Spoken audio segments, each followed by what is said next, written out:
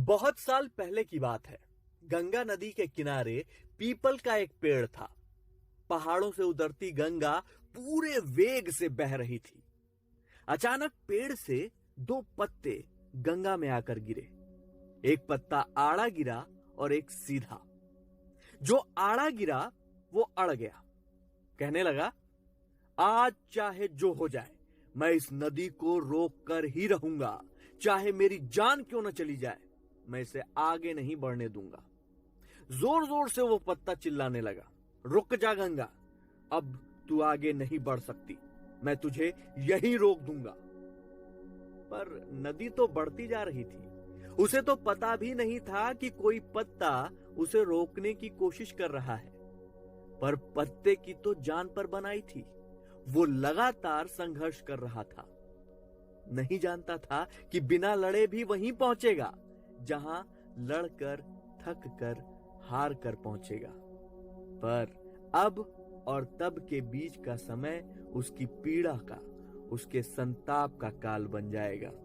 वहीं दूसरा पत्ता जो सीधा गिरा था, वो तो नदी के प्रवाह के साथ ही बड़े मजे से बह रहा था। चल गंगा, आज मैं तुझे तेरे गंतव्य तक पहुंचाकर ही दम लूंगा। चाहे जो हो जाए, मैं तेरे रास्ते में कोई अवरोध नहीं पैदा होने दूंगा।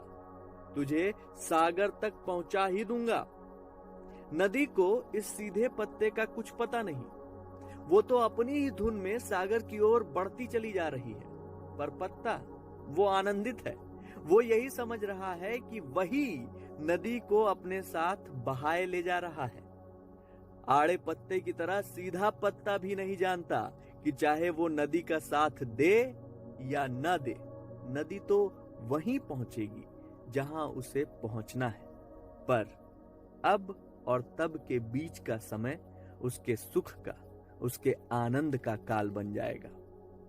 जो पत्ता नदी से लड़ रहा है, उसे रोक रहा है, उसकी जीत का कोई उपाय संभव नहीं है।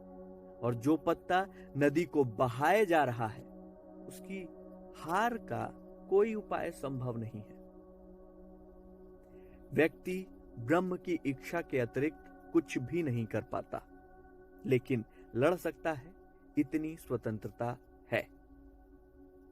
इस स्वतंत्रता का प्रयोग जब आप सर्वशक्तिमान की इच्छा से लड़ने में कर सकते हैं, तब आपका जीवन आड़े पत्ते की तरह कई बार दुखों और संताप से घिर जाता है।